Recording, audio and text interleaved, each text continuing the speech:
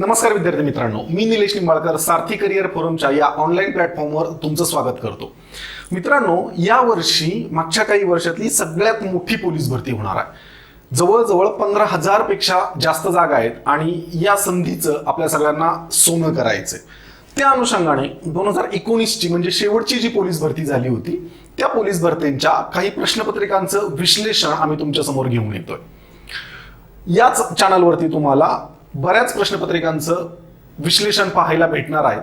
तर त्याच सिरीजचा पुढचा व्हिडिओ मी तुमच्यासाठी घेऊन येतोय आणि त्याच्यासाठी मी ज्या प्रश्नपत्रिकेची निवड केली ते म्हणजे मुंबई शहर. मुंबई शहर प्रश्नपत्रिकेची निवड करण्यामागचं कारण म्हणजे तुम्हाला माहिती आहे 8,000 पेक्षा जास्त जागा मुंबई सिटीला आहेत, मुंबई शहरला आहेत. त्याच्यामुळे जवळजवळ 40 ते 50% इतक्या विद्यार्थ्यांनी मुंबई शहरसाठी आपले आवेदन भरलेले आहेत आणि त्या अनुषंगाने मुंबई शहर ची जी 2019ची प्रश्नपत्रिका होती, जी परीक्षा 2021 मध्ये झाली, त्याचं सामान्य ज्ञानचं विश्लेषण मी आज तुमच्या समोर घेऊन आलोय. चलो आपण एका प्रश्नानुसार पाहूयात. पहिला प्रश्न बघा. पहिला प्रश्न, महाराष्ट्र राज्यातील अभयारण्य व जिल्हा यांच्या योग्य जोड्या जुळवा. मी आतापर्यंत जेवढ्या प्रश्नपत्रिका पाहिलेत किंवा ज्या प्रश्नपत्रिकेचं विश्लेषण केलंय त्या प्रत्येक प्रश्नपत्रिकेमध्ये अभयारण्याला अनुसरून एक तरी प्रश्न येतो आणि पोलीस भरतीचा अभ्यास करत असताना सगळ्यात दुर्लक्षित कोणता भाग राहत असेल तर तो अभयारण्य हा राहतो. त्याच्यामुळे माझी विद्यार्थ्यांना अशी विनंती आहे की तुम्ही अभयारण्य करा. महाराष्ट्रामधले प्रमुख अभयारण्य कोणते आहेत आणि ते कोणत्या जिल्ह्यामध्ये आहेत, त्यांची स्थापना वर्ष बघा आणि त्यांचं नाव बघा. हा भाग आपल्याला करावाच लागेल. विशेष करून तुम्ही ज्या जिल्ह्यासाठी फॉर्म भरलाय त्या जिल्ह्यातले अभयारण्य तर तुम्हाला पाहणंच आहे, कारण त्याच्यावरती एखादा तरी प्रश्न विचारला जातो. आता हा प्रश्न बघा, महाराष्ट्रातील अभयारण्य व जिल्हा यांच्या योग्य जोड्या लावा असा प्रश्न आहे. पहिलं काय, मेळघाट अभयारण्य अमरावती. मी तुम्हाला सांगितलं तुम्हाला ती अभयारण्य पाहिजे आणि अभयारण्याला ते अभयारण्य कोणत्या जिल्ह्यात आहेत हा डेटा तुम्हाला कलेक्ट करणं आहे आणि तो पाहणं आहे. सगळ्यात महत्वाचं योग्य जोड्या आपल्याला ओळखायच्यात. पहिला मेळघाट अभयारण्य. तर मेळघाट अभयारण्य महाराष्ट्रातलं सगळ्यात फेमस अभयारण्य आहे आणि ते कुठे, अमरावतीमध्ये. हे तुम्हाला बऱ्यापैकी माहीत असतं. त्याच्यामुळं एक हा जो पर्याय हा काय बरोबर आहे. त्याच्यानंतर 2 नंबरचा पर्याय बघा, सागरेश्वर अभयारण्य. सागरेश्वर अभयारण्य त्यांनी दिले सिंधुदुर्ग जिल्हा. तर सागरेश्वर हे जे अभयारण्य आहे तर ते सिंधुदुर्ग जिल्ह्यात नाहीये. आम्ही ऑफलाईनला शिकवताना नेहमी सांगतो की लक्षात ठेवताना सागरेश्वर बरोबर सांगली हा जो जिल्हा आहे तर त्या सांगली जिल्ह्याचा सा लक्षात ठेवायचा. म्हणजे सागरेश्वरचा सा आणि सांगली जिल्ह्याचा सा. कारण सागरेश्वर अभयारण्य जे आहे तर ते कोणत्या जिल्ह्यात आहे तर ते सांगली या जिल्ह्यात आहे. त्याच्यामुळे 2 नंबरची जोडी काय आहे तर 2 नंबरची जोडी चुकीची आहे. 3 नंबरची जोडी बघा, मयुरेश्वर हे अभयारण्य कोणत्या जिल्ह्यामध्ये आहे. कोणतं, मयुरेश्वर हे अभयारण्य कोणत्या जिल्ह्यामध्ये आहे तर मयुरेश्वर पुणे जिल्ह्यामध्ये आहे. तुम्ही जर बारामती तालुक्यामध्ये सुपा या भागामध्ये जर गेला तर तिथे मयुरेश्वर हे अभयारण्य आहे. चिंकार जातीचे हरणं आहेत, मोर आहे, त्याच्यासाठी ते खास करून प्रसिद्ध आहे. कोणतं, मयुरेश्वर अभयारण्य पुणे. त्याच्यामुळे 3 नंबरची जोडी ती बरोबर आहे. त्याच्यानंतर घोडजरी हे जे अभयारण्य आहे ते चंद्रपूरमध्ये आहे, वाघांसाठी प्रसिद्ध आहे. घोडजरी अभयारण्य चंद्रपूर. आणि त्याच्यानंतर 5 नंबरची जी जोडी आहे ती भोर अभयारण्य भंडारा. तर भोर अभयारण्य जे आहे तर ते भंडारा या जिल्ह्यामध्ये नाही तर भोर अभयारण्य आहे वर्ध्यामध्ये. कोणत्या जिल्ह्यामध्ये भोर अभयारण्य, वर्धा या जिल्ह्यामध्ये आहे. वर्धा जिल्ह्यामध्ये हिंगणी चा जो भाग आहे तर त्या हिंगणीच्या भागामध्ये भोर हे अभयारण्य आहे. त्याच्यामुळे हे पण चुकीचं आहे. म्हणून पर्याय क्रमांक 1, पर्याय क्रमांक 3 आणि पर्याय क्रमांक 4 हे 4 पर्याय आपले बरोबर आहेत. आणि म्हणजेच ऑप्शन बी, पर्याय क्रमांक 1, पर्याय क्रमांक 3 व पर्याय क्रमांक 4. ओके, तुम्हाला काय तयारी करायची तर ज्या जिल्ह्यासाठी अप्लाय करतात त्या जिल्ह्यातली सगळी अभयारण्य काढायची, त्यांची स्थापना वर्ष काढायची.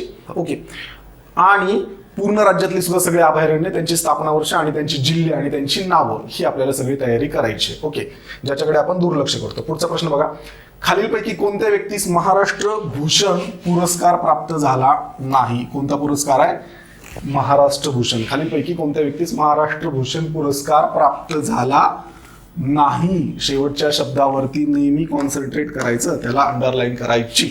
ओके, हा प्रश्न का विचारला बघा. पुरस्कारावरती तुम्हाला एक प्रश्न नक्की येणार आहे, मग तो महाराष्ट्र भूषण असन किंवा तुमचा ऑस्कर असन, फिल्मफेअर असन, पुलित्झर पुरस्कार असेल किंवा आणखीन कोणता पुरस्कार असेल, भारतरत्न असेल, पद्मश्री असेल किंवा आणखीन, त्याच्यावरती तुम्हाला प्रश्न येणार म्हणजे येणार, एक प्रश्न. पण ही जी परीक्षा आहे, म्हणजे हा जो पेपर होता मुंबई सिटीचा, त्याला हा प्रश्न म्हणजे महाराष्ट्र भूषणचा जो पुरस्कार आहे तोच प्रश्न का विचारला, वेगळा का प्रश्न विचारला नाही? त्याचं कारण बघा. कारण 2021 ला हा पेपर झाला होता, बरोबर, आणि 2021 लाच आशा भोसले यांना महाराष्ट्र भूषण पुरस्कार भेटला होता. कधी भेटला होता? 2021 लाच आशा भोसले यांना महाराष्ट्र भूषण पुरस्कार भेटला होता. आणि आशा भोसले मुंबईमध्ये राहतात. त्या अनुषंगाने चालू घडामोडीचा संदर्भ घेऊन महाराष्ट्र भूषणवरती त्यांनी प्रश्न विचारला. आपण अभ्यास करत असताना आपण ज्या शहरासाठी फॉर्म भरलाय त्या शहरातल्या महनीय व्यक्ती कोण आहेत आणि त्या व्यक्तींना इतक्यात कोणते पुरस्कार भेटलेत का, आणि जर ते पुरस्कार भेटले असतील तर त्या पुरस्काराच्या अनुषंगाने इतर माहिती, याचा आपल्याला अभ्यास करावा लागणार आहे. ओके, हा प्रश्न का विचारला होता तुम्हाला कळलं.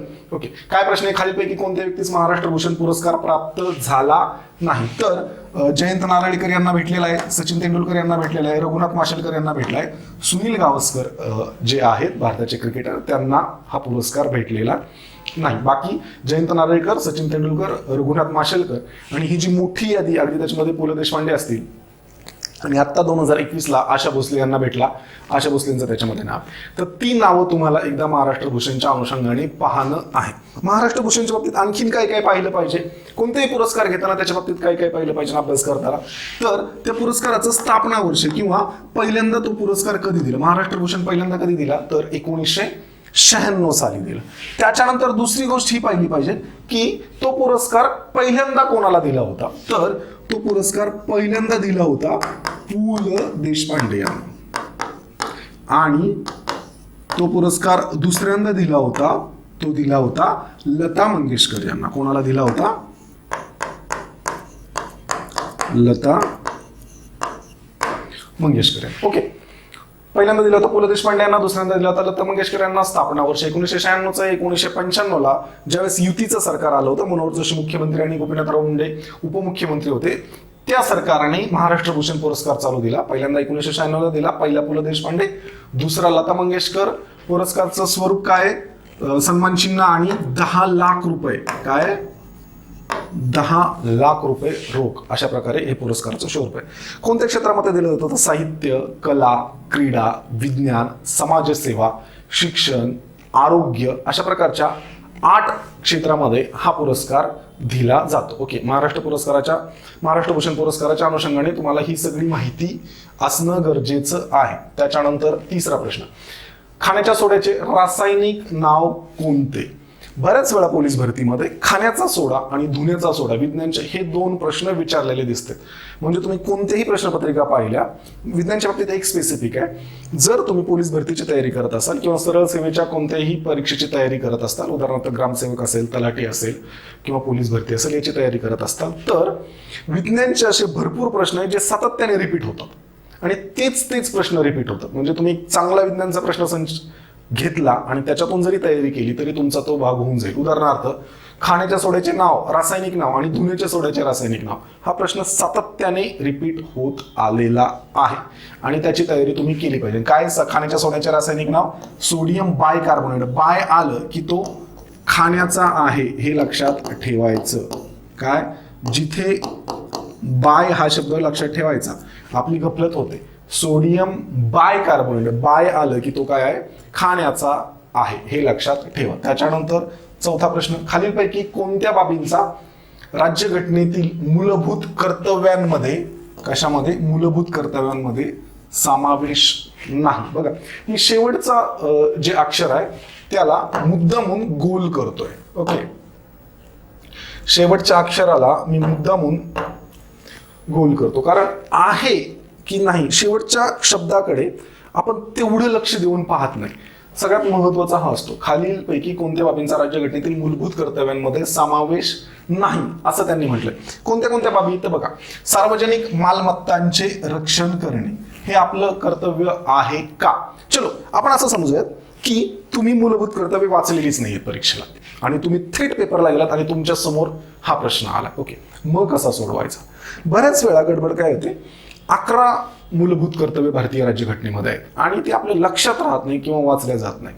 माझं असं मत आहे की सतसत विवेक बुद्धीने सुद्धा आपल्याला हा प्रश्न सोडवता येतो ज्याने मूलभूत कर्तव्य वाचली नाही. बघा, पहिलं काय वाक्य, सार्वजनिक मालमत्तेचे रक्षण करणे. आपण आपल्या मनाला विचारूयात की सार्वजनिक मालमत्ता जी आहे त्याचं रक्षण करणं हे आपलं कर्तव्य आहे का नाही. आपल्यालाच कळणार, येस, सार्वजनिक मालमत्तेचे आपण रक्षण करतो आणि ते आपलं कर्तव्य आहे. सार्वजनिक मालमत्ता म्हणजे काय, तर रेल्वे स्टेशन असतील, एसटी स्टँड असतील, ज्या ज्या सार्वजनिक गोष्टी त्यांचं रक्षण करणं हे आपलं कर्तव्य. आपण त्याला इजा पोहोचवतो का? नाही. ओके, दुसरं काय, देशाचे संरक्षण करणे व आवाहन केल्यास राष्ट्रीय सेवा बजावणे. देशाचं रक्षण करणं, आपला देश आहे त्याचं रक्षण करणं आणि जर आवाहन केलं तर राष्ट्रीय सेवा बजावणं हे सुद्धा कर्तव्य आहे. हे सुद्धा आपल्या सतसत विवेक बुद्धीला आपल्या हे पटेल की अरे हे कर्तव्य असू शकतं. आता तिसरं बघा, संविधानाचे पालन करणे, राज्यघटनेचं पालन करणं आपलं कर्तव्य आहे आणि संविधानात्मक आदर्श संस्था यांचा आदर राखणे. आणि संविधानाचे जे आदर्श आहेत, संविधानाच्या अनुषंगाने ज्या ज्या संस्था आहेत त्यांचा आदर राखणे हे आपलं कर्तव्य आहे. येस, आपलं ते कर्तव्य आहे आणि आपण ते पाळतो, हे सुद्धा आपल्या सतसत विवेक बुद्धीला मान्य होतं. आणि चौथं बघा, पुरुष आणि स्त्रियांना समान कामासाठी समान वेतन प्रदान करणे. समान वेतन प्रदान करणे. वेतन कोण देतं? संस्था देतं, राज्य सरकार देतं. इंडिव्हिज्युअल म्हणून आपण स्वतः देतो का? तर नाही. कोण देतं? संस्था देतो किंवा जो उद्योजक आहे तो देतो किंवा राज्य सरकार देतात. तर हे 3 शुअर आपले कर्तव्य आहेत. ओके, पण हे चौथं आपलं कर्तव्य नाही आहे. बरोबर आहे. तर हे काय आहे, हे आपल्या भारतीय राज्यघटनेने आपल्याला घालून दिलेलं मार्गदर्शक तत्व आहे. काय आहे? भारतीय राज्यघटनेने आपल्याला घालून दिलेलं मार्गदर्शक तत्व. म्हणजे हा प्रश्न तुम्ही वाचलाही नसता तरी कळलं असतं, अरे हे 3 कर्तव्य तर मी पाळतोच, पण हे संस्था किंवा राज्य सरकार वेतन देतात म्हणून हे तत्व आहे, हे कर्तव्य नाही. तरी पण तुमच्या लक्षात आलं असतं कोणतं नाही तर 4 नंबर हे तुम्ही सतसत विवेक बुद्धीने याचं उत्तर दिलं असतं. आता मूलभूत कर्तव्य, ओके, मूलभूत हक्क आणि मार्गदर्शक तत्व या अनुषंगाने एक प्रश्न भारतीय राज्यघटनेच्या अनुषंगाने तुम्हाला विचारला जातो. कशावरती? मूलभूत हक्कांवरती प्रश्न, मार्गदर्शक तत्वांवरती प्रश्न आणि मूलभूत कर्तव्य या 3 पैकी एक प्रश्न प्रत्येक वेळी तुम्हाला विचारला जातो. त्याच्यामुळे हे बारकाईने करा. आता या प्रश्नाच्या बाबतीत, मूलभूत कर्तव्यांच्या बाबतीत काय करायचंय, छोट्या छोट्या 2-3 गोष्टी. काय, 1976 ला बघा 42वी घटना दुरुस्ती झाली. कधी झाली? 1976 ला 42वी घटना दुरुस्ती झाली. आणि या घटना दुरुस्तीनुसार जी आपली काय, ही जी मूलभूत कर्तव्य आहेत यांचा काय करण्यात आला, समावेश करण्यात आला. काय लक्षात ठेवता? 1976 कितवी घटना दुरुस्ती, 42वी, मूलभूत कर्तव्यांचा समावेश करण्यात आला. कोणत्या कलमामध्ये करण्यात आला? छोट्या थोड्याशा गोष्टी लक्षात. कोणत्या? तर 51 कशात करण्यात आला? कलम 51. 51 हे कलम कशात आहे? तर 51 हे कलम भाग 4 मध्ये आहे. ओके, आणि हे करा अशी शिफारस कोणत्या समितीने केली होती? तर स्वर्णसिंह समितीने ही शिफारस केली होती. कोणी केली होती? स्वर्णसिंह समितीने ही शिफारस केली होती. आणि ही जी मूलभूत कर्तव्य आहेत हे आपण कोणत्या राज्यघटनेला अनुसरून घेतलेली आहेत? तर रशियाच्या राज्यघटनेला अनुसरून आपण हे घेतलेली आहेत. संपलं. मूलभूत कर्तव्य इथपर्यंतच आहे. काय, 1976 ला 42वी घटना दुरुस्ती झाली, त्यानुसार मूलभूत कर्तव्य भारतीय राज्यघटनेत ऍड करण्यात आली. कलम 51 मध्ये करण्यात आली. भाग 4 मध्ये कलम 51 आहे समाविष्ट करण्याची शिफारस स्वर्णसिंह समितीने केली होती आणि रशियाच्या राज्यघटनेला अनुसरून आपण ती भारतीय राज्यघटनेत समाविष्ट केलेली आहेत. एवढ्या माहितीवरती तुमच्या सरळ सेवेची मूलभूत कर्तव्य संपतात. ओके, त्याच्यानंतर ह्या ज्या स्वर्णसिंह समितीने जी शिफारस केली होती तर त्यांनी ती 10 कर्तव्यांची केली होती. जे 11वं मूलभूत कर्तव्य आहे शिक्षणाला अनुसरून ते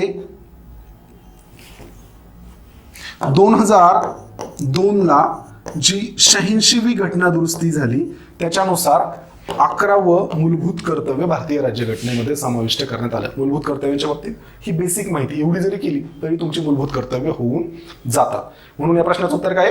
पुरुष आणि स्त्रियांना समान कामासाठी समान वेतन प्रदान करणे. हे काय आहे? मी सांगितलं तसं मार्गदर्शक तत्व आहे. काय आहे? मार्गदर्शक तत्व आहे. आणि त्याचं कलम आहे 39D. समान कामासाठी समान वेतन काय आहे? मार्गदर्शक तत्व आणि कलम आहे 39D. ओके, लक्षात राहील. नेक्स्ट, खालीलपैकी कोणत्या जोड्या चुकीच्या आहेत? ओके, जोड्या लावण्यावरती प्रश्न आहे. इकडे महिला मुख्यमंत्री दिलेत आणि इकडं त्यांची राज्य दिलेत. पहिलं आहे सुचिता कृपलानी, उत्तर प्रदेश. तुम्ही जीएसचा अभ्यास करता, पोलीस भरतीचा अभ्यास करता म्हटलं तुम्हाला एक गोष्ट माहिती पाहिजे की सुचिता कृपलानी या भारतातल्या पहिल्या महिला मुख्यमंत्री. त्या उत्तर प्रदेशच्या 1963 ते 1967 या कालावधीमध्ये मुख्यमंत्री होत्या. कोण? सुचिता कृपलानी उत्तर प्रदेशच्या 1963 ते 1967 या दरम्यान मुख्यमंत्री होत्या आणि त्या पहिल्या महिला मुख्यमंत्री आहेत. देशातल्या पहिल्या महिला अशा आहेत की ज्या मुख्यमंत्रीपदी विराजित झाल्या होत्या. त्याच्यानंतर दुसरं नाव आहे नंदिनी सतपथी. इथे दिलंय आंध्र प्रदेश, पण नंदिनी सतपथी ज्या आहेत त्या आंध्र प्रदेशच्या नसून या ओडिसा हे जे राज्य आहे या राज्याच्या त्या मुख्यमंत्री होत्या. आणि कधी होत्या ओडिसाच्या? तर 1972 ते 1976. ओके, त्याच्यानंतर ममता बॅनर्जी, म्हणजे हे चुकीचं आहे. ओके, नंदिनी सतपथी कशाच्या मुख्यमंत्री आहेत? ओडिसाच्या, म्हणजे नंबर 2 ची जोडी काय चुकीची आहे. ममता बॅनर्जी पश्चिम बंगालच्या मुख्यमंत्री. हा प्रश्न विचारण्याचंच कारण काय? कारण ज्या वेळेस ही परीक्षा झाली त्यावेळेस ममता बॅनर्जी चर्चेमध्ये होत्या. पश्चिम बंगालच्या इलेक्शनच्या अनुषंगाने ममता बॅनर्जी चर्चेमध्ये होत्या आणि त्या नव्याने पश्चिम बंगालच्या मुख्यमंत्री म्हणून स्वार झाल्या होत्या. त्याच अनुषंगाने हा प्रश्न विचारलेला आहे. म्हणजे या प्रश्नाचा थेट संदर्भ चालू घडामोडींशी आहे. ओके, नंतर राबडी देवी बिहारच्या मुख्यमंत्री. असे अतिशय प्रसिद्ध आहेत. लालू प्रसाद यादव यांच्या त्या पत्नी आहेत आणि लालू प्रसाद यादव यांच्या जागेवरती त्या बिहारच्या मुख्यमंत्री झालेल्या होत्या. त्याच्यामुळे नंबर 4 बरोबर आहे, नंबर 2 चुकलं. आणि नंबर 5 आहे उमा भारती. उमा भारती या छत्तीसगडच्या मुख्यमंत्री नव्हत्या, तर त्या MP म्हणजे मध्य प्रदेशच्या होत्या. म्हणजे नंबर 5 पण चुकलं. म्हणजे नंबर 2 आणि नंबर 5 ही काय विधान आहेत ही चुकीच्या आहेत आणि आपल्याला चुकीच्या जोड्या विचारल्या होत्या. म्हणून D हे आपलं उत्तर असेल. नंबर 2 व नंबर 5 ही विधानं चुकीची आहेत. का विचारला होता प्रश्न? ममता बॅनर्जी यांच्या अनुषंगाने चालू घडामोडींशी संदर्भात तो प्रश्न होता. तुम्ही आत्ता येणारी पोलीस भरती देणार आहेत, आता ग्राउंड चालू आहेत, नंतर लेखीचे परीक्षा येणार आहेत.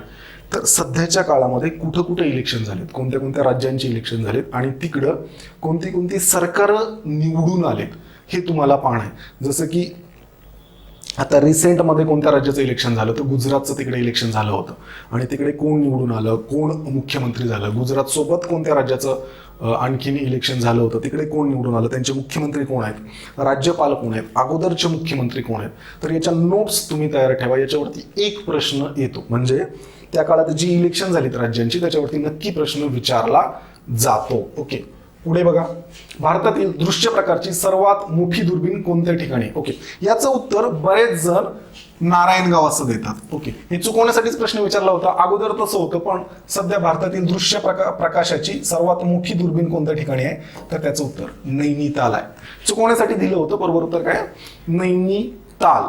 कारण हा प्रश्न आम्ही इकडे टेस्ट सिरीज घेताना पण बऱ्याच वेळा टाकतो ना, तर याचं उत्तर मुलं नारायणगाव असं घेतात. ओके, इसवी सन 1974 साली भारताने कोणत्या ठिकाणी अणु चाचणी केली होती? अणु चाचणीवरती प्रश्न आला तर आपल्याला सगळ्यांना माहिती आहे 1974ला इंदिरा गांधी या भारताच्या पंतप्रधान होत्या आणि त्यांनी पहिली जी अणु चाचणी आहे ती राजस्थानमधील पोखरण या ठिकाणी केली होती. कुठे केली होती? राजस्थान मधील पोखरण या ठिकाणी केली होती.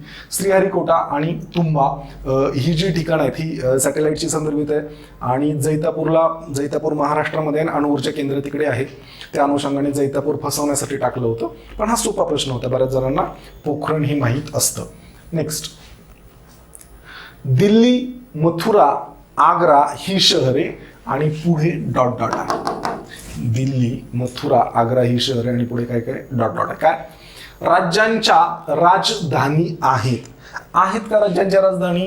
तर दिल्ली ही देशाची राजधानी आहे, मथुरा ही कशाची राजधानी नाही, आणि आग्रा ही पण कशाची राजधानी. त्याच्यामुळे हे वाक्य चुकलं आहे. Okay, next. उंच इमारतींसाठी प्रसिद्ध आहेत. तर दिल्ली ठीक आहे, दिल्लीमध्ये उंच इमारती आहेत, मान्य आहे, पण मथुरामध्ये उंच इमारती नाही आणि मथुरा त्याच्यासाठी प्रसिद्ध पण नाही. ओके, तर मथुरा हे धार्मिक दृष्टिकोनातून प्रसिद्ध आहे. ओके, त्याच्यामुळे उंच इमारतींसाठी प्रसिद्ध आहे हे पण उदाहरण चुकलं, वाक्य चुकलं. त्याच्यानंतर यमुना नदीच्या किनारी वसलेली आहेत. आता हे तिसरं वाक्य बघा, दिल्ली यमुना नदीच्या काठावरती आहे, बरोबर आहे. मथुरा पण यमुना नदीच्या काठावरती आहे. आणि आग्र्याचा ताजमहल, तर तुम्हाला सगळ्यांनाच माहिती आहे की ताजमहल कोणत्या नदीच्या काठावरती आहे, तर ताजमहल यमुना नदीच्या काठावरती आहे. म्हणून हे तिसरं जे वाक्य आहे हे एकदम बरोबर आहे. चौथं, भारताची अर्थकेंद्र आहे. दिल्लीला आपण एक वेळ म्हणू शकतो, पण मथुरा आणि आग्रा ही भारताची अर्थकेंद्र नाही. तर आग्रा हे प्रेक्षणीय स्थळ आहे आणि मथुरा हे धार्मिक ठिकाण आहे. त्याच्यामुळे भारताचे अर्थकेंद्र आहेत, हे पण उत्तर चुकलं. तर उत्तर काय, यमुना नदीच्या काठावरती वसलेली आहे. पुढे, चालू घडामोडींच्या अनुषंगाने हा प्रश्न विचारला होता. लवलिना बोर्गोहेन यांच्याबद्दल पुढीलपैकी अचूक म्हणजे चूक नसणारा पर्याय निवडा. पहिलं वाक्य, एक महिला भारतीय बॉक्सर होत्या.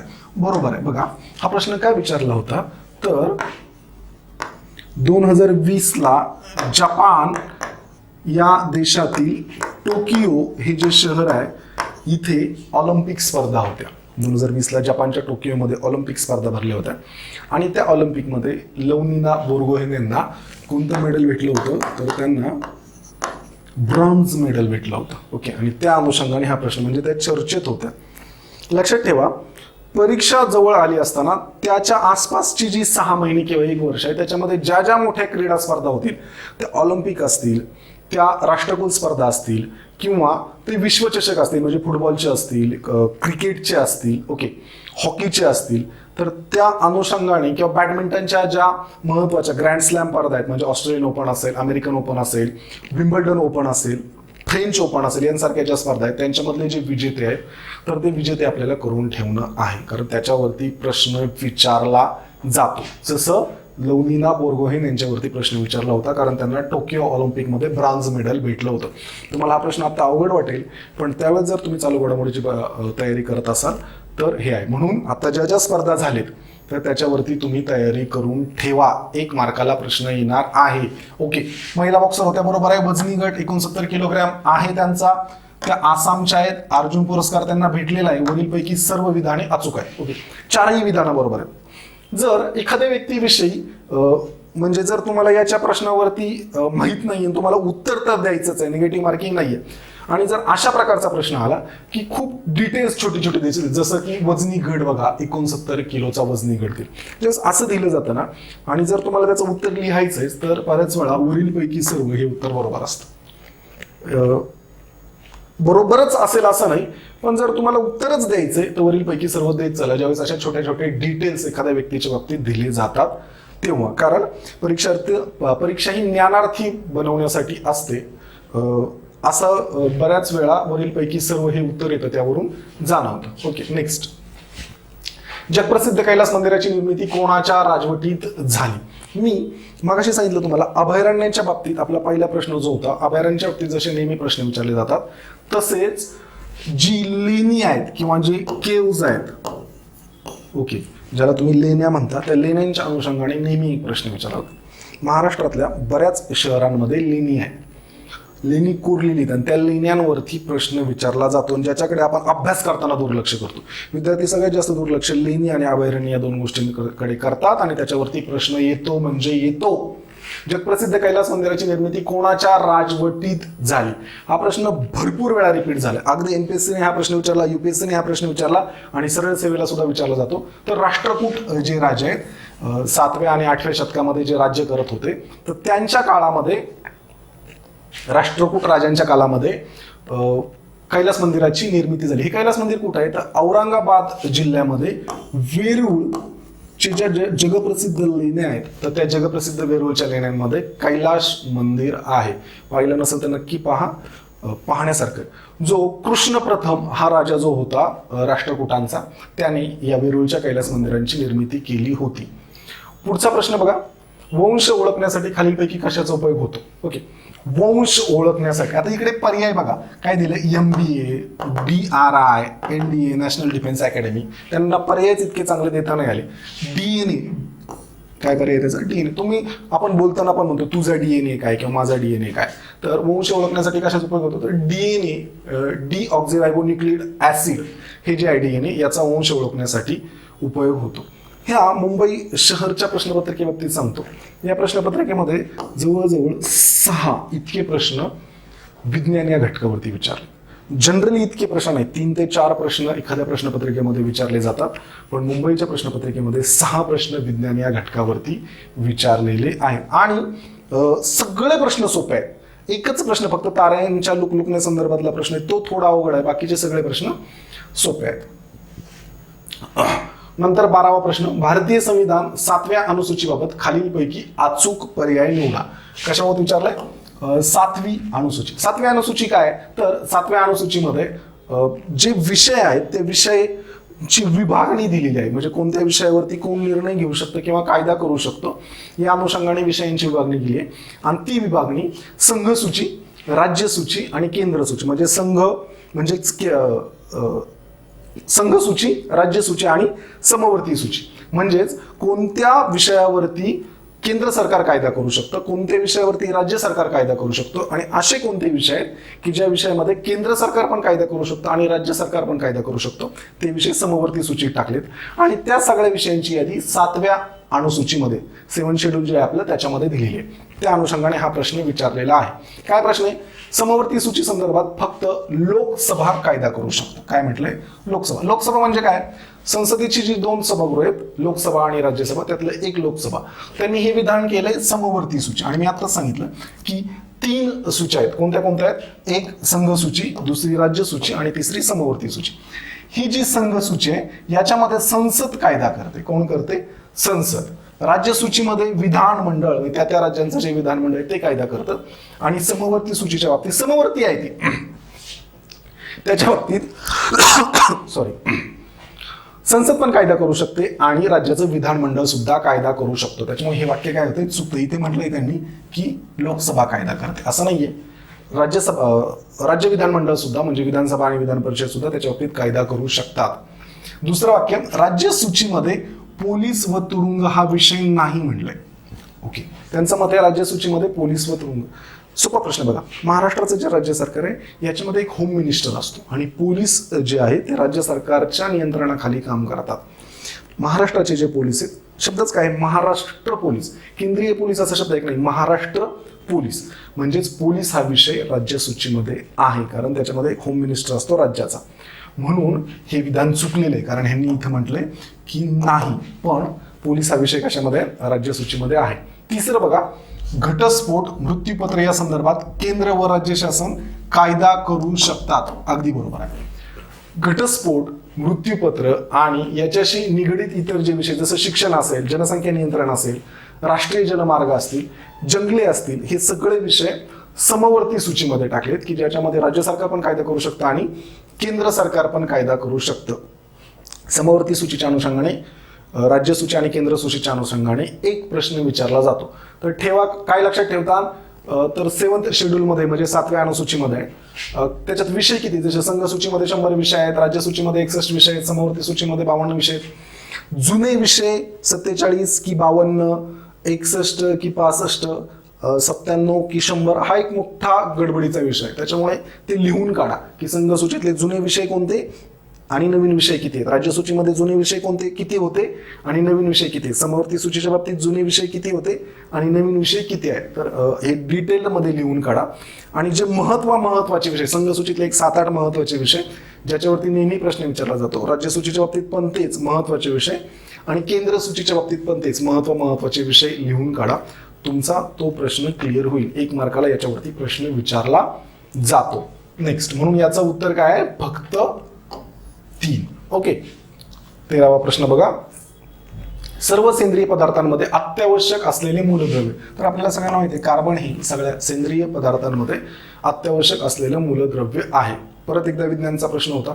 मी सांगितलं तुम्हाला जवळजवळ 6 प्रश्न या परीक्षेमध्ये विचारले आणि सोपे आहे. नंतर परत विज्ञानचाच प्रश्न आहे, ब्राउन्स या संमिश्रामध्ये धातूचे प्रमाण किती असते? बरेच धातू आहेत, बरेच संमिश्र आहेत, तर त्या संमिश्रांमध्ये धातूचं प्रमाण तुम्हाला करून ठेवावं लागणार असेल. 5-6 संमिश्र असे आहेत की ज्याच्यावरती वारंवार प्रश्न विचारला जातो आणि त्यातल्या धातूचं प्रमाण विचारलं जातं. त्यात ब्राउन्सवरती तर नेहमी रिपीट होणारा प्रश्न, म्हणजे हा प्रश्न भरपूर वेळा रिपीट झाला की ब्राउन्स या संमिश्रामध्ये धातूचं प्रमाण किती. ब्राउन्समध्ये तांब्याचं प्रमाण 90% असतं आणि 10% काय असतं, कथील हा धातू असतो. ओके, काय तांबे 90% आणि कथील 10% यांच्या मिश्रणाला काय म्हणतात, ब्राउन्स असे म्हणतात. ओके, परत एकदा विज्ञान. पुढचा प्रश्न बघा, मतदानाच्या शाईमध्ये कोणत्या रसायनांचा वापर केला जातो? मतदानाच्या शाईमध्ये कोणत्या रसायनांचा वापर केला जातो? तर सिल्वर नायट्रेट हे जे रसायन आहे, या रसायनाचा मतदानाच्या शाईमध्ये वापर केला जातो. हा प्रश्न भरपूर वेळा रिपीट झालाय आणि विज्ञानच्या अनुषंगाने हा प्रश्न विचारलेला होता. 16वा प्रश्न बघा, छत्रपती संभाजी महाराजांनी कोणता संस्कृत ग्रंथ लिहिलाय?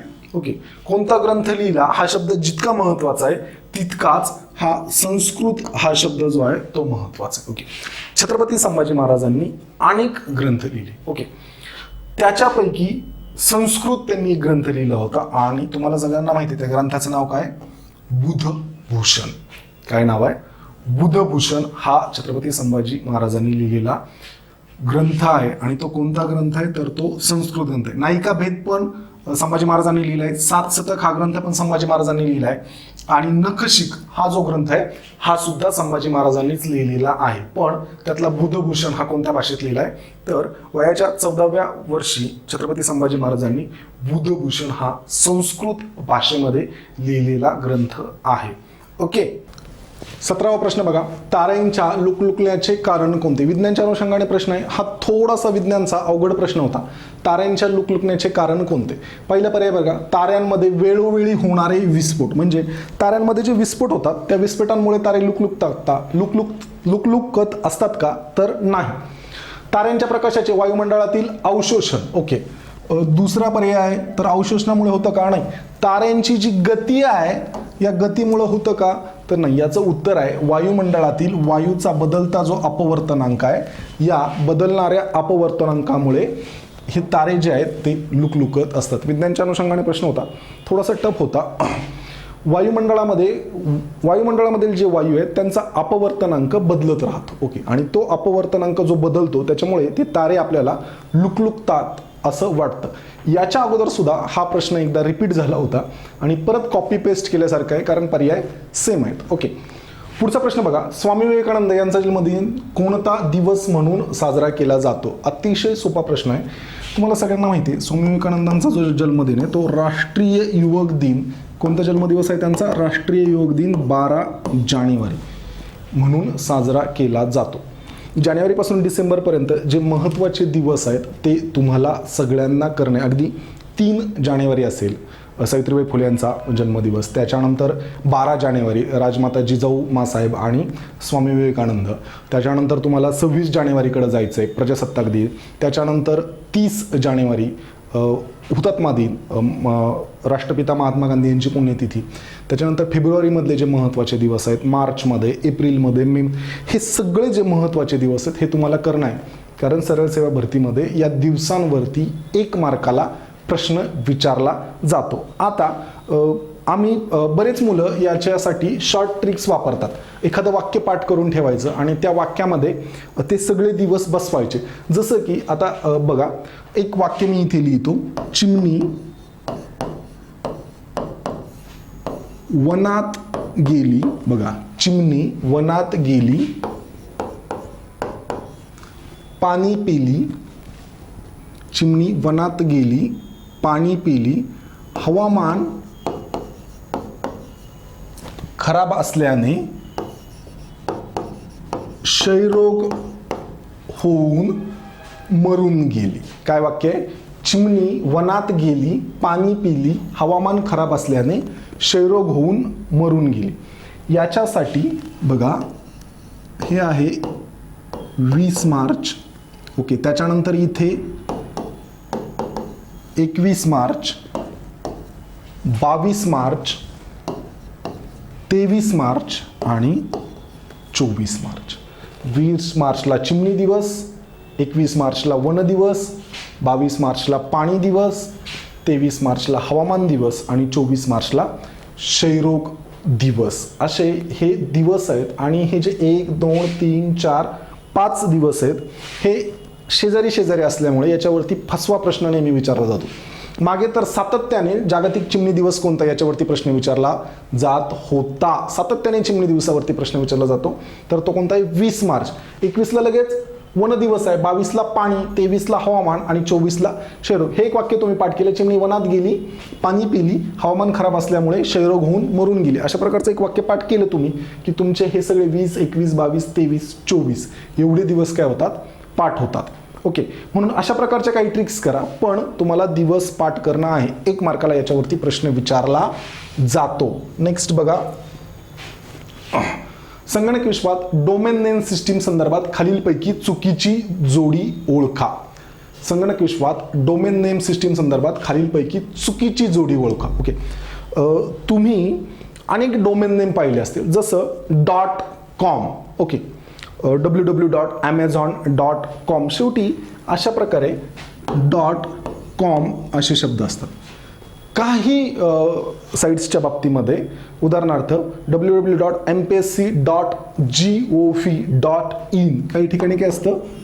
.gov असं असतं. किंवा काही ठिकाणी .education असतं. युनिपुणीची जर साईट पाहिली तर .edu असं. शेवटी हे जे शेवटचे जे एक्सटेन्शन्स आहेत, हे जे .com, .gov, .edu हे जे डोमेन नेम आहेत हे काय आहेत?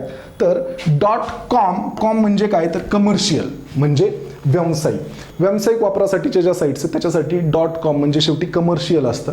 शैक्षणिक संस्थांच्या संदर्भात .edu असतं. .edu म्हणजे काय?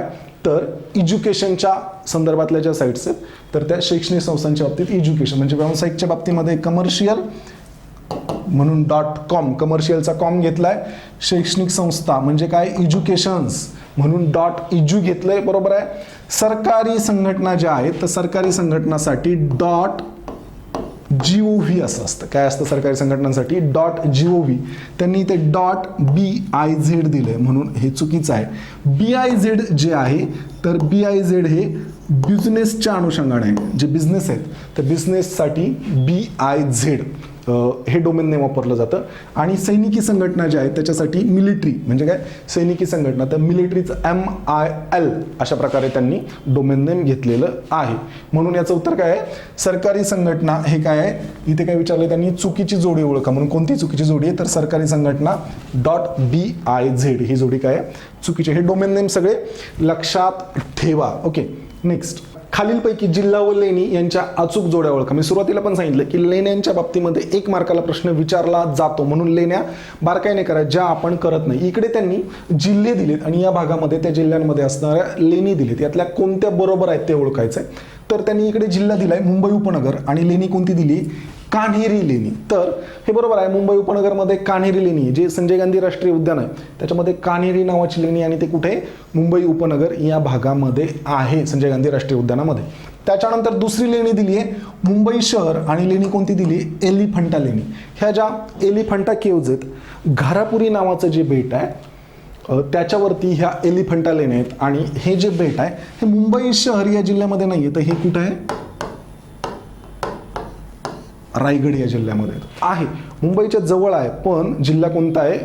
एलिफंटा केव्जला, एलिफंटा लेण्यांना, तर तो रायगड आहे. आणि कोणत्या बेटावरती आहेत? तर घारापुरी या बेटावरती आहेत. बेटांच्या अनुषंगाने प्रश्न विचारला तर घारापुरी, याला बऱ्याच वेळा घारापुरी लेणी असं सुद्धा म्हणून संबोधलं जातं, म्हणून हा पर्याय चुकीचा आहे. त्याच्यानंतर औरंगाबादमध्ये अजिंठा लेणी. यस, औरंगाबादमध्ये अजिंठा या लेण्या आहेत. अजिंठा आणि वेरूळ या खूप प्रसिद्ध लेण्या औरंगाबाद या जिल्ह्यामध्ये आहेत. त्याच्यानंतर चौथी जी लेणी आहे ती रत्नागिरी जिल्ह्यामध्ये भाजे लेणी. तर भाजे ही जी लेणी आहे तर ही पुणे जिल्ह्यामध्ये येते. ओके, कार्ले आणि भाजे या 2 प्रसिद्ध बौद्धकालीन लेण्या पुणे जिल्ह्यामध्ये आपण ज्यावेळेस लोणावळ्यामध्ये जातो पुण्यातून, तर मळवली स्टेशनच्या जवळ या कारले भाजी या खूप प्रसिद्ध लेण्या आहेत. ज्यावेळेस लोहगड आणि विसापूर या किल्ल्यांचा ट्रेक करायला आपण जातो, तर त्याच्याजवळच कारले भाजे या प्रसिद्ध लेण्या आहेत. आणि यांचा जिल्हा कोणता आहे? पुणे. इथे त्यांनी रत्नागिरी दिले म्हणून हे चुकलं. त्याच्यानंतर पुणे आणि पाताळेश्वर, ही पाताळेश्वर लेणी ही पुणे जिल्ह्यामध्ये आहे म्हणून अचूक ओळखायला सांगितले. तर 1, 3 आणि 4 हा जो पर्याय आहे, तर हा काय आहे? सॉरी, 1, 3 आणि 5 हा जो पर्याय आहे हा काय अचूक आहे. 2 मुंबई शहर एलिफंटा ही जोडी चुकीची आहे आणि रत्नागिरी भाजी लेणी ही जोडी सुद्धा काय चुकीची आहे. लेण्यांना सिरियसली घ्या, त्याच्यावरती प्रश्न येतो. पुढे बघा, पुढीलपैकी चुकीची जोडी ओळखा. ओके, काय इकडे दिलंय कासवजी दावर आणि इकडे दिलंय पोलादाचा कारखाना. आपल्याला सगळ्यांना माहिती आहे कासवजी दावर हे नाव कशासाठी प्रसिद्ध आहे, तर 1854 या वर्षी त्यांनी भारतातला पहिला सूतगिरणी कारखाना मुंबईमध्ये टाकला होता. कुठे? भारतातला पहिला सूतगिरणी कारखाना जो आहे तो 1854 मध्ये कासवजी दावर यांनी मुंबईमध्ये स्थापन केला होता. त्याच्यामुळे पोलादाचा कारखाना हा पर्याय काय आहे? चुकीचा आहे. दुसरं, डॉक्टर दत्ता सामंत गिरणी कामगारांचे नेतृत्व. येस, मुंबईमध्ये डॉक्टर दत्ता सामंत यांनी काय केलं होतं, तर गिरणी कामगारांचं नेतृत्व डॉक्टर दत्ता सामंत यांनी मुंबईमध्ये केलं होतं. त्याच्यानंतर नामलोखंडे कामगारांचे, नारायण मेघाजी लोखंडे कामगारांचे मोठे नेते होते आणि गिरणी कामगारांना 1 दिवसाची रविवारची सुट्टी भेटली पाहिजे या अनुषंगाने त्यांनी प्रयत्न केले होते आणि त्यांचे ते प्रयत्न यशस्वी झाले होते. नारायण मेघाजी लोखंडे, नामलोखंडे गिरणी कामगारांना सुट्टी. आणि त्याच्यानंतर नारायण सुर्वे ज्येष्ठ कवी, कविताद्वारे श्रमिकांच्या जीवनाचं त्यांनी दर्शन घडवलं होतं. श्रमिकांच्या जीवनांवरती नारायण सुर्वेंच्या खूप प्रसिद्ध कविता आहे. म्हणून पहिली चुकीची जोडी जी आहे कासवजी दावर, त्यांनी पोलादाचा कारखाना दिला. पण कासवजी दावर यांनी 1854 मध्ये काय केलं होतं, तर सुती गिरणी कारखाना मुंबईमध्ये स्थापन केला होता, जो भारतातला पहिला सूतगिरणी कारखाना होता. Okay, next 22. खालीलपैकी कोणत्या जोड्या चुकीच्या आहेत? पोलीस प्रशासनाच्या अनुषंगाने पोलीस भरतीमध्ये एक प्रश्न नेहमी विचारला जातो. कधी कधी एका प्रश्नापेक्षा जास्त प्रश्न सुद्धा विचारले जातात पोलीस प्रशासनाच्या अनुषंगाने. आता इथे पोलीस प्रशासनाच्या अनुषंगानेच आलेला हा प्रश्न आहे. काय प्रश्न आहे? खालीलपैकी कोणत्या जोड्या चुकीच्या आहेत? गुन्हे अन्वेषण विभाग. ओके, गुन्हे अन्वेषण विभाग पुण्यामध्ये आहे का? येस, CID जे आहे, क्राईम इन्व्हेस्टिगेशन डिपार्टमेंट, हे पुण्यामध्ये त्याचं मुख्यालय आहे. राष्ट्रीय गुप्तवार्ता प्रबोधिनी, त्याचं पण मुख्यालय पुण्यामध्ये, महाराष्ट्र गुप्तवार्ता प्रबोधिनी, त्याचं पण मुख्यालय पुण्यामध्ये आहे. महाराष्ट्र गुप्तवार्ता प्रबोधिनी. त्याच्यानंतर महाराष्ट्र पोलीस प्रबोधिनी MPA, जिकडे PSIच्या आणि DYSPच्या लोकांना जिकडे ट्रेनिंग दिलं जातं ते महाराष्ट्र पोलीस प्रबोधिनी MPA हे कुठं आहे? नाशिकमध्ये आहे. तुम्हाला सगळ्यांना माहिती आहे. म्हणून 1, 2, 3 हे बरोबर आहे. आपल्याला विचारलंय चुकीचं. तर 4 नंबरचं बघा, महाराष्ट्र राज्य लाचलुचपत प्रतिबंधक विभाग, त्यांनी पुण्यामध्ये म्हटलंय पण तो मुंबईमध्ये आहे. त्याच्यानंतर दहशतवाद, अँटी टेररिस्ट स्क्वॉड जे आहे, दहशतवाद विरोधी पथक ATS, ते यांनी इकडे नागपूरमध्ये म्हटलंय, तर ते कुठं आहे? मुंबईमध्ये आहे. म्हणून 4 आणि 5 हे दोन्ही उत्तरं चुकीचे आहेत. म्हणून या दोन्ही जोड्या चुकीच्या आहेत. म्हणून पर्याय क्रमांक C, 4 व 5 या दोन्ही जोड्या काय आहेत? चुकीच्या आहेत. तुम्ही पोलीस भरतीची तयारी करताय तर पोलीस प्रशासनाच्या अनुषंगाने प्रश्न येणार. तुम्हाला ती तयारी करत असताना महाराष्ट्राच्या पोलीस प्रशासनाचे प्रमुख कोणते आहेत, त्या पोलीस प्रशासनाच्या कोणत्या कोणत्या ब्रँच आहेत, त्या कोणत्या कोणत्या ब्रँचचे प्रमुख कोण आहेत, तुम्ही ज्या जिल्ह्यासाठी अप्लाय करताय तर तिकडचे SP कोण आहेत, शहरासाठी अप्लाय करत असाल तर तिकडचे कमिशनर कोण आहेत, त्याच्यानंतर हे जे सगळी पथकं आहेत या पथकांची मुख्यालये कुठं आहेत, तर ह्या सगळे प्रश्न तुम्हाला करावे लागणार आहेत. ओके, त्या अनुषंगाने 1 मार्काला प्रश्न विचारलाच जातो. म्हणून एका पेजवरती याच्या नोट्स मेंटेन करा आणि त्याचा वारंवार एकदा ते डोळ्याखालून घालत चला. ओके, 23 बघा, खालीलपैकी कोणत्या जोड्या बरोबर आहेत. ओके, हा जो प्रश्न आहे हा चालू घडामोडीशी संबंधित आहे आणि प्रशासनाशी संबंधित आहे. जरी प्रशासनाशी संबंधित नसला तरी देशातले जे महत्त्वाचे पद आहेत त्या पदांवरती सध्या कोण प्रमुख म्हणून काम करते त्या अनुषंगाने हा प्रश्न विचारला होता. इकडे त्यांनी विचारले भारताचे लष्कर प्रमुख कोण आहेत, म्हणजे हा प्रश्न त्यावेळेस ज्यावेळेस प्रश्नपत्रिका सेट झाली त्यावेळेसचा आहे आणि याचं जे उत्तर होतं तर इकडे राज्यसभेचे राज्यसभेचे सभापती व्यंकय्या नायडू, लोकसभेचे अध्यक्ष सुमित्रा महाजन, भारताचे हवाई दल प्रमुख आणि भारताचे लष्कर प्रमुख. तुम्हाला आत्ता तयारी करत असताना भारतातले जे सगळे उच्च पदस्थ आहेत आणि महाराष्ट्रातले जे उच्च पदस्थ आहेत तर ते करावं लागणार. उदाहरणार्थ भारताचे राष्ट्रपती कोण आहेत, भारताचे उपराष्ट्रपती कोण आहेत. माझं असं मत आहे की यावेळी एखाद्या तरी जिल्ह्याला उपराष्ट्रपतींवरती प्रश्न येणार आहे, कारण आत्ताचीच नियुक्ती आहे आणि उपराष्ट्रपती जे आहेत तेच राज्यसभेचे सभापती असतात. ओके, त्याच्यामुळे याच्यावरती तुम्हाला प्रश्न येणार आहे आणि तो तुम्ही व्यवस्थित करा. काय करायचं आहे, राष्ट्रपती कोण आहेत, उपराष्ट्रपती कोण आहेत, लष्कर प्रमुख कोण आहेत, म्हणजे आर्मी, नेव्ही, एअरफोर्स, या तिन्हींचे प्रमुख तुम्हाला करायचे आहेत. सर्वोच्च न्यायालयाचे सरन्यायाधीश करायचे आहेत. भारताचे महान्यायवादी कोण आहेत ते करायचे आहेत. भारताचे कॅग कोण आहेत ते करायचे. त्याच्यानंतर भारताचे मुख्य निवडणूक आयुक्त कोण आहेत ते सुद्धा तुम्हाला करावं लागणार आहे. त्याच्यानंतर महाराष्ट्रात आल्यानंतर मुख्यमंत्री, राज्यपाल, उपमुख्यमंत्री, महत्त्वाचे जे मंत्री आहेत, उदाहरणार्थ पोलीस प्रशासनाची तयारी करताय म्हणजे महाराष्ट्राचे गृहमंत्री कोण आहेत हे सुद्धा करावं लागेल. एखाद्या ठराविक काळातले गृहमंत्री विचार, उदाहरणार्थ जर त्यांनी असा प्रश्न विचारला की 2014 ते 2019 या कालावधीमध्ये महाराष्ट्राचे गृहमंत्री कोण होते, अशा स्वरूपाचा प्रश्न विचारला तर बऱ्याच वेळा देवेंद्र फडणवीस या काळामध्ये महाराष्ट्राचे गृहमंत्री होते हे आपल्याला माहीत नसतं आणि आपण त्याची इतर उत्तरं देत राहतो, कारण देवेंद्र फडणवीस त्या काळामध्ये मुख्यमंत्री होते आणि त्यांनी गृह खातं जे आहे ते स्वतःकडे ठेवलं होतं हे आपल्याला माहीत नसतं आणि म्हणून आपण या प्रश्नाचं जे उत्तर आहे ते आपण दुसरीच काहीतरी उत्तरं देत बसतो आणि देवेंद्र फडणवीस हे उत्तर आपलं चुकतं. एका सरळ सेवा भरतीमध्ये हा प्रश्न विचारला होता 14 ते 19 या काळात महाराष्ट्राचे गृहमंत्री कोण होते आणि भरपूर विद्यार्थ्यांची उत्तरं काय झाली होती तर भरपूर विद्यार्थ्यांची उत्तरं याच्यामध्ये चुकलेली होती. त्याच्यामुळे तुम्ही हे करा. तर याचं काय बरोबर जोड्या विचारलं तर 1, 3, 5 म्हणजे भारताचे लष्कर प्रमुख त्या काळात मनोज नरवणे होते, राज्यसभेचे सभापती व्यंकय्या नायडू होते आणि भारताचे हवाई दल प्रमुख ज्यावेळेस पेपर सेट झाला त्यावेळेस VR चौधरी होते. म्हणून 1, 3, 5 हे बरोबर आहे. लोकसभेचे अध्यक्ष विचारलं तर ओम बिर्ला लोकसभेचे अध्यक्ष होते, इकडे सुमित्रा महाजन दिलं म्हणून हे चुकीचं आहे. आणि भारताचे मुख्य निवडणूक तर त्यावेळेस सुनील अरोरा नव्हते, त्याच्यानंतर होते, त्याच्यामुळे त्याच्या अगोदर होते. म्हणून 1, 3, 5 हे बरोबर आहे आणि 2 आणि 4 चुकीचं आहे. हा डेटा आत्ता बरोबर असणार नाही, त्यावेळेस ज्यावेळेस पेपर सेट झाला त्यावेळेस बरोबर होता. आत्ताचा डेटा तुम्हाला स्वतंत्ररित्या काढावा लागणार आहे, म्हणून हा डेटा एकदा बारकाईने पहा. नेक्स्ट, पुढीलपैकी चुकीची जोडी ओळखा. 24वा प्रश्न आहे, पुढीलपैकी चुकीची जोडी ओळखा. प्रभाकर, इकडे वृत्तपत्र दिलेत, प्रभाकर आहे, दर्पण आहे, दीनबंधू आहे आणि क्षतपत्रे आहेत. ओके, तर प्रभाकर हे जे आहे हे आत्रेंचं नाही आहे तर भाऊ महाजन. इतिहास आणि समाजसुधारकांच्या अनुषंगाने महत्त्वाची वृत्तपत्र, महत्त्वाच्या संस्था, त्यांची स्थापना वर्ष आणि ते कुणी सुरू केलं, संस्थांच्या बाबतीत पण आणि संघटनांच्या बाबतीत आणि वृत्तपत्रांच्या बाबतीत हे तुम्हाला करणं आहे.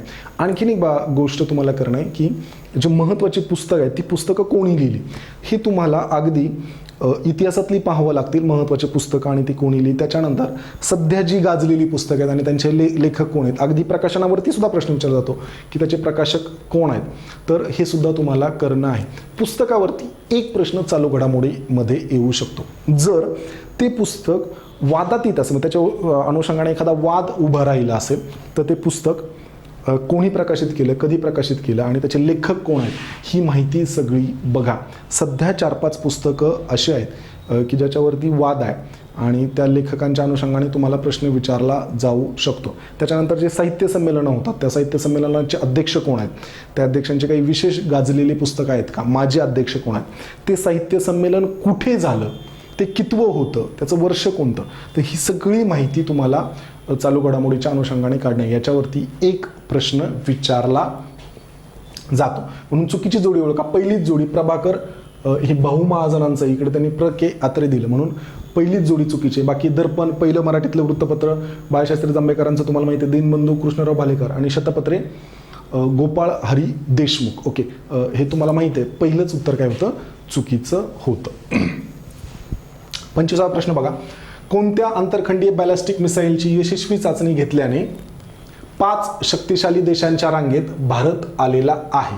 ओके, काय आंतरखंडीय बॅलिस्टिक मिसाईल आहे. ओके, तर अग्नी ही जी सिरीज आहे, तर अग्नी या सिरीजमधलं अग्नी 5 हे जे मिसाईल आहे हे आंतरखंडीय बॅलिस्टिक मिसाईल, म्हणजे याची जी क्षमता आहे ती 5000 किलोमीटरपेक्षा जास्त आहे, म्हणून आंतरखंडीय बॅलिस्टिक मिसाईल आहे. कोणतं? अग्नी 5. म्हणून याचं उत्तर काय? अग्नी 5. त्यावेळेस त्याचे लॉन्चिंग चालू होते, त्या अनुषंगाने हा प्रश्न विचारण्यात आला होता, चालू घडामोडींच्या अनुषंगाने. 26वा प्रश्न, मुंबईतील सर्वात जुने वाचनालय खालीलपैकी कोणते आहे? मुंबई शहरची तुम्ही तयारी करताय आणि मुंबई शहरचा हा पेपर होता, त्या अनुषंगाने हा प्रश्न विचारला होता.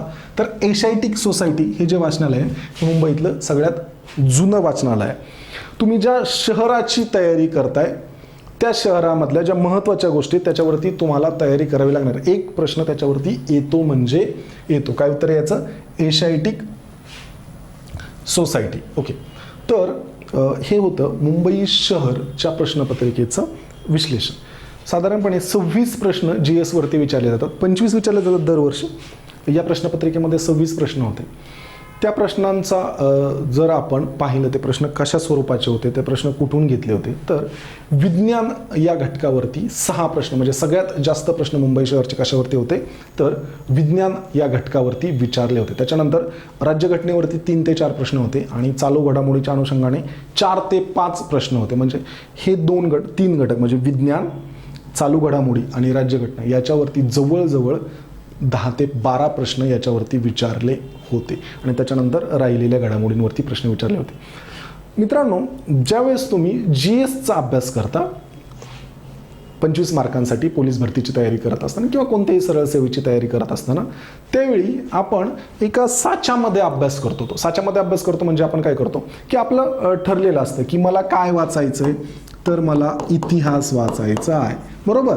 मग इतिहासाचं आपण काहीतरी पुस्तक घेतो किंवा एखाद्या ठोकळ्यामधून इतिहास करतो. त्याच्यानंतर मला भूगोलचा अभ्यास करायचा आहे, नंतर आपण करतो राज्यघटना, त्याच्यानंतर आपण करतो विज्ञान, अर्थशास्त्र, ओके, त्याच्यानंतर आपण करतो चालू घडामोडी. ओके, ही जी अभ्यास करण्याची पद्धत आहे ना, ही साचेबद्ध अभ्यास करण्याची पद्धत, म्हणजे ठरलेलं असतं की हेच करायचं. हे सगळं करत असताना आपण हे कधीच पाहत नाही की याच्यावरती किती प्रश्न येतात, ह्याचं व्हॅल्युएशन कधीच करत नाही आपण. जर तुम्हाला पोलीस भरतीचा अभ्यास करायचा आणि मागच्या काही प्रश्नपत्रिका पाहिल्या तर तुमच्या लक्षात येईल की सगळ्यात जास्त पोलीस भरतीला प्रश्न याच्यावरती विचारले जातात का, मी इकडे जे 5 पॉईंट लिहिलेत त्याच्यावरती विचारले जातात. तर बघा, जर आपण हे केलंच पाहिजे, म्हणजे इतिहास, भूगोल, राज्यघटना, विज्ञान हे आपल्याला वाचलंच पाहिजे, पण पोलीस भरतीची तयारी करताना आपल्याला विशेष या 5 गोष्टींवरती लक्ष दिलं पाहिजे, कारण त्याच्यावरती तुम्हाला प्रश्न विचारले जातात. म्हणून या ज्या 5 मी जे इकडे की पॉईंट्स काढले, तर या की पॉईंट्सवरती तुम्हाला विशेष लक्ष देणे. तर ते कोणते कोणते की पॉईंट्स आहेत, त्याची तयारी काय करायची ते 2 मिनिटांमध्ये सांगतो. बघा, अभयारण्य आणि लेणी, मी लेक्चरच्या सुरुवातीला पण सांगितलं होतं की अभयारण्य आणि लेणी याच्यावरती 1 ते 2 प्रश्न हमखास विचारले जातात. महाराष्ट्रातले जे प्रमुख अभयारण्य आहेत त्यांची एक यादी बनवा आणि कोणतं अभयारण्य कोणत्या जिल्ह्यामध्ये आहे. त्याच्यानंतर महाराष्ट्रातल्या लेण्या, कोणती लेणी कोणत्या जिल्ह्यामध्ये याची एक यादी बनवा. याच्यावरती 1 ते 2 प्रश्न 100%. तुम्ही कोणतीही प्रश्नपत्रिका काढा त्याच्यामध्ये तुम्हाला अभयारण्य आणि लेणी याच्यावरती प्रश्न सापडणार म्हणजे सापडणार, जे की आपण करत नाही, ज्याच्याकडे आपण कानोडोळा करतो, पण याच्यावरती प्रश्न आहे. आत्ता मुंबई शहरची प्रश्नपत्रिका पाहताना अभयारण्य आणि लेणी याच्यावरती किती प्रश्न होते, तर 3 प्रश्न आहेत मुंबई शहरमध्ये अभयारण्य आणि लेणी या अनुषंगाने, जे की आपण केलेले नसतात आणि तिकडे आपला मार्क जातो. त्याच्यानंतर चालू घडामोडींचा संदर्भ, इकडे चालू घडामोडी नाही मी म्हटले संदर्भ. चालू घडामोडीच्या संदर्भाने आपल्यासमोर काही प्रश्न येतात. उदाहरणार्थ, मुंबई शहरमध्ये एक प्रश्न विचारला होता महाराष्ट्र भूषणच्या अनुषंगाने. ओके, आणि आणखीन एक जोड्या लावांचा प्रश्न होता की महिला मुख्यमंत्री आणि त्यांची राज्य. हे दोनही जे प्रश्न आहेत ते चालू घडामोडींच्या अनुषंगाने विचारले होते. कसं ते सांगतो. बघा, आशा भोसले यांना 2021ला महाराष्ट्र भूषण पुरस्कार प्राप्त झाला आणि 2021लाच मुंबई शहरचा पेपर झाला होता. म्हणून तो चाला घोडामोडीचा संदर्भ होता. पण त्या संदर्भाने त्यांनी प्रश्न विचारला, महाराष्ट्र भूषण पुरस्कार खालीलपैकी कोणाला भेटला नाही. 4 नावं दिली, त्याच्यात आशा भोसलेंचं नाव नव्हतं. ओके, पण संदर्भ कोणता आहे त्या प्रश्नाला? चालू घडामोडींचे. अशा संदर्भाने ममता बॅनर्जी नव्याने पश्चिम बंगालच्या मुख्यमंत्री म्हणून विराजमान झाल्या होत्या आणि त्या अनुषंगाने महाराष्ट्रात देशातल्या महिला मुख्यमंत्री आणि त्यांची राज्य असा जोड्या लावांचा एक प्रश्न विचारला. त्याच्यामुळे एखादी घटना घडत असताना त्याचे ऐतिहासिक भौगोलिक जे संदर्भ आहेत ते संदर्भ तुम्ही डोळ्यासमोर घेतले पाहिजे, कारण त्या अनुषंगाने तुम्हाला प्रश्न विचारला जातो. म्हणून चालू घडामोडीचा संदर्भ जुन्या काळाशी लावा आणि त्या अनुषंगाने तुम्हाला प्रश्न विचारला जाणार आहे. नेक्स्ट बघा, संगणक. संगणकावरती डेफिनेटली एक प्रश्न विचारला जातो. जसं तुम्हाला आत्ता मुंबईच्या प्रश्नपत्रिकेमध्ये डोमेन नेमच्या बाबतीमध्ये एक प्रश्न विचारला होता. ओके, तसं संगणकावरती आपण सगळ्यात जास्त कानाडोळा करतो. तुम्ही पोलीस भरतीची तयारी करत असताना संगणक वाचता का? तर बऱ्याच वेळा याचं उत्तर नाही येतं, पण 1 किंवा 2 प्रश्न आपला तिथं जातो, जो प्रश्न आपल्याला सहजासहजी मेरिटमध्ये आणू शकतो. कारण संगणकावरती जो प्रश्न विचारला जातो तो अतिशय सोपा असतो, तो आपल्याला सहज 1 मार्क देऊन जातो. त्याच्यानंतर पोलीस प्रशासन. हे जे पोलीस प्रशासन आहे याच्यावरती 2 ते 3 प्रश्न विचारले जातात. ओके, म्हणून पोलीस प्रशासनाची तुम्ही विशेष तयारी करा. काय विचारलं जाऊ शकतं पोलीस प्रशासनामध्ये? तर पोलीस प्रशासनाची जी विविध पथकं आहेत त्यांची मुख्यालये कुठं आहेत, त्यांचे स्थापना वर्ष कोणते आहेत आणि त्यांचे जे हेड आहेत ते कोणते आहेत. हायरार्की विचारली जाऊ शकते. किंवा तुम्ही ज्या जिल्ह्यासाठी अप्लाय करताय तिकडचे कमिशनर कोण आहेत, तिकडचे SP कोण आहेत, मुंबईचे पोलीस आयुक्त कोण आहेत, पुण्याचे पोलीस आयुक्त कोण आहेत, किंवा एखादे पोलीस आयुक्त विशेष चर्चेत असतील तर ते कोणत्या जिल्ह्याला आहेत, अशा प्रकारचा प्रश्न विचारू शकतो. महाराष्ट्र पोलीस प्रशासनाचे जे प्रमुख आहेत ते कोण आहेत, त्याच्या विंग कोणत्या कोणत्या आहेत. ओके, त्याचे शॉर्ट फॉर्म तुम्हाला विचारले जाऊ शकतात. त्या शॉर्ट फॉर्मचे तुम्हाला लॉंग फॉर्म करावे लागतील. तर पोलीस प्रशासनाच्या बाबतीत तुम्हाला हे सगळं करावं लागेल. ओके, पोलीस दिनाच्या अनुषंगाने प्रश्न विचारला जाऊ शकतो. तर ते सगळं तुम्हाला पोलीस प्रशासनाच्या बाबतीत करावं लागेल. 2 ते 3 प्रश्न आहेत. आणि सगळ्यात महत्त्वाचा घटक ज्याच्यावरती सगळ्यात जास्त प्रश्न विचारले जातात तो म्हणजे तो संबंधित जिल्हा. तुम्ही ज्या जिल्ह्यासाठी ॲप्लाय केलंय तो संबंधित जिल्हा तुम्हाला सगळ्यात जास्त मार्क देऊन जातो. उदाहरणार्थ, तुम्ही जर मुंबईसाठी ॲप्लाय केलंय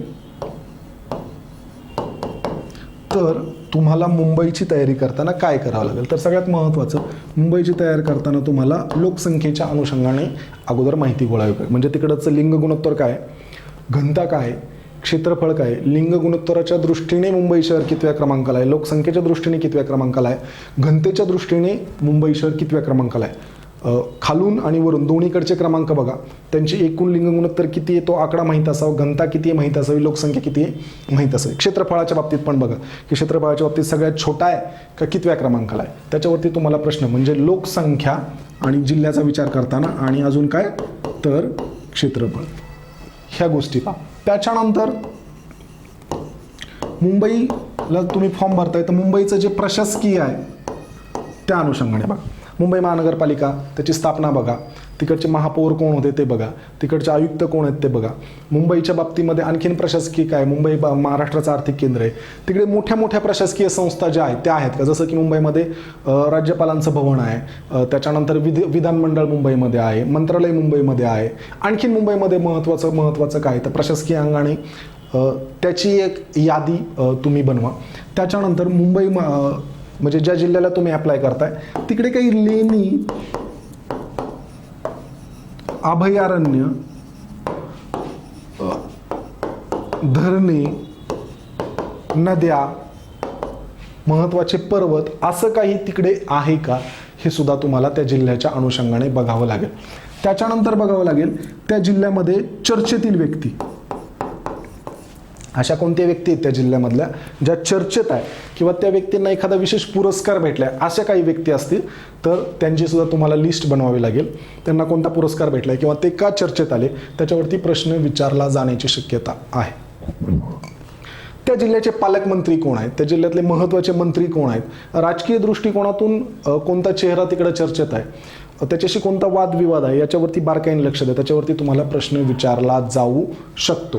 त्याच्यामुळे तुम्ही ज्या जिल्ह्याला फॉर्म भरलाय त्या जिल्ह्याच्या अनुषंगाने या ज्या छोट्या छोट्या गोष्टी आहेत याच्यावरती तुम्हाला लक्ष देणं आहे. प्रत्येक जिल्ह्याची 3 ते 4 पानं तुम्ही माहिती लिहून काढा जिकडे जिकडे फॉर्म भरलात तिकडे, आणि त्याची विशेष तयारी करा. 100% त्याच्यावरती प्रश्न आहे आणि मार्क मिळणार म्हणजे म्हणजे तुम्ही इतिहास, भूगोल, राज्यघटना, विज्ञान याला जेवढं महत्त्व देतं तेवढंच महत्त्व अभयारण्य लेणी, चालू घडामोडीचा संदर्भ, संगणक, पोलीस प्रशासन आणि तो जिल्हा याला जर दिलं तर तुमचे GSचे मार्क वाढताना दिसतील. नाही तर सातत्याने तुम्हाला 25 पैकी 15-16 15-16 इतकेच मार्क पडतील. तुम्हाला जर मार्क वाढवायचे असतील तर हे जे 5 की पॉईंट्स आहेत याच्यावरती तुम्हाला कॉन्सन्ट्रेट करावं लागेल, तरच तुमचे GSचे मार्क वाढतील. अन्यथा तुम्ही 15-16 वरतीच अडकून राहाल. ओके, तर मित्रांनो हे होतं मुंबई शहर 2019 यातील GS या भागाच्या प्रश्नपत्रिकेचं विश्लेषण. तुम्हाला अशाच अनेक प्रश्नपत्रिकांचं विश्लेषण पाहायचं असेल तर आमचा सारथी करिअर फोरम नावाचा जो यूट्यूबचा चॅनल आहे तो यूट्यूबचा चॅनल सबस्क्राईब करा. तुम्हाला नक्की त्या चॅनलवरती इतर व्हिडिओज भेटतील, गणिताच्या अनुषंगाने भेटतील, बुद्धिमत्तेचे आणि GSचे प्रश्नपत्रिका विश्लेषण तुम्हाला त्याच्यावरती नक्की भेटेल. तर सारथी करिअर फोरम हा जो यूट्यूब चॅनल आहे तो नक्की सबस्क्राईब करा. सारथी करिअर फोरम नावानेच टेलिग्राम आणि फेसबुकला पण चॅनल आहे, तिकडे तुम्हाला डेली अपडेट्स भेटत राहतील पोलीस भरतीच्या बाबतीत, सरळ सेवा भरतीच्या बाबतीत, तर नक्की सबस्क्राईब करा. आणि हो, हा व्हिडिओ कसा वाटला हे नक्की सांगा आणि तुमच्या पोलीस भरती करणाऱ्या मित्रांपर्यंत हा व्हिडिओ नक्की पोहोचा, जेणेकरून त्यांचे GSमध्ये की पॉईंटचा वापर करून 3 ते 4 मार्क हमखास वाढतील.